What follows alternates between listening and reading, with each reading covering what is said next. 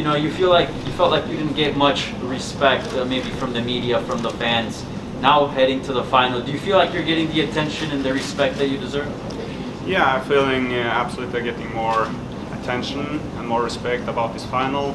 But of course, the most important thing is to get this victory, and after that, I guess, I will bring more attention here in US and especially in my country, Norway, because that win can actually mean MMA getting legal there.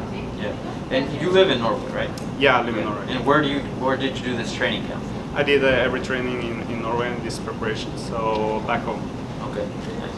I don't know what the COVID situation is there, but has there been any roadblocks or any difficulties to train and prepare? No, for top athletes it's always been open, but I think the country was getting open for like 1 month ago. So now it's nothing special. It's just another day. Yes. And I know obviously the title, the $1 million prize, that's all good, but I think from the feel that I get from talking to you previously, you also want people to recognize the work that you put in and the talent that you are in the sport. How important is that as well, the sort of the prestige that comes with winning a title? Because I've done sport for so long time, and it's been a lot of ups and downs the whole career, and especially from wrestling.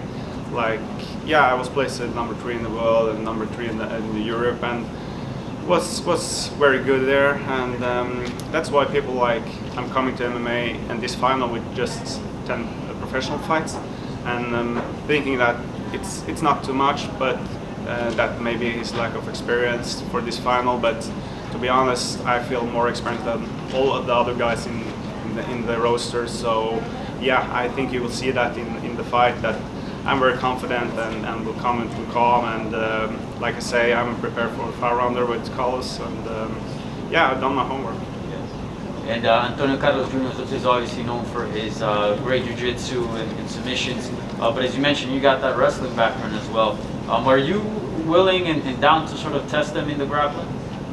Yeah, I believe that when you take wrestling in MMA, it's different, and if you take grappling in MMA, it's different. So when we can add punches and stuff, then absolutely I will grapple with him. But like if it was just a grappling competition, that would be hard, of course. And if he come to a wrestling competition with me, it would be hard for him. So you will see a mixed fight from my side. You brought up how it's so important for you in this tournament, not just for yourself, but for your whole country, since MMA is legal over there. Why do you feel so passionate about that, bringing a title over there, inspire others to say we need this to be legalized? Because I come from Olympic sport, that's very respect over there, and MMA have been little like people think it's criminal, people that doing this, but they have to see that the politics have to see that we are actually top athletes. We do our nutrition good, we do the recovery good, we do the training good. We go all in to make good results, and I believe that young kids and young people, that this sport can help them very much on the way to not just like seeing sport, but in the life, generating the life. And there are kids who will be watching this and they'll be seeing you, countrymen, fighting for the title. What were you going to tell them for those who do want to do it in this career path but are afraid because of the legal laws there? Can you repeat that? For the kids who will be watching you for this fight, what words of advice would you give them as they watch you for this fight? Like, I think it's good to have structure in life, and the best sport to actually do that it's in MMA.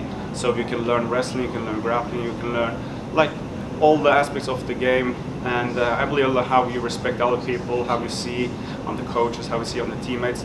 It's very important for life.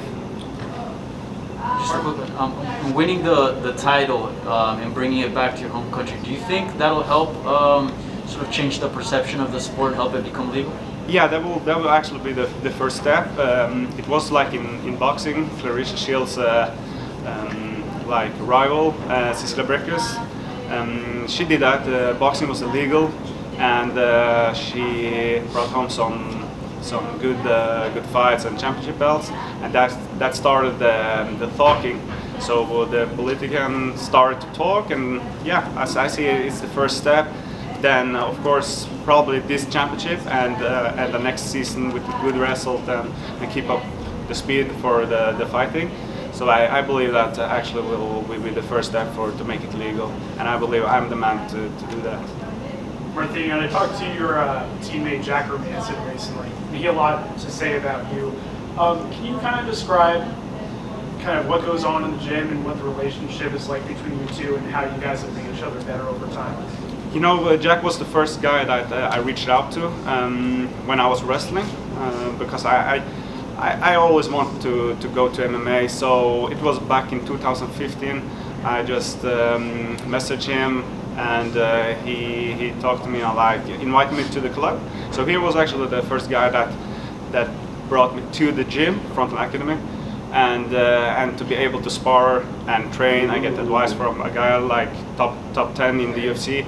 It means a lot, and that also brings confidence to my game, because I know that if I can hang up with him in the training and keep going with him, and I see the guys he have been beaten.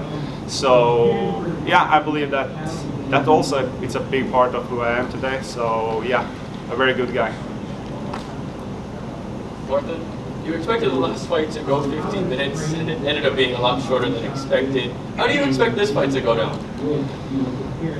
I believe that all my fights have been finished, win and lose. So I don't believe this fight will go to the distance.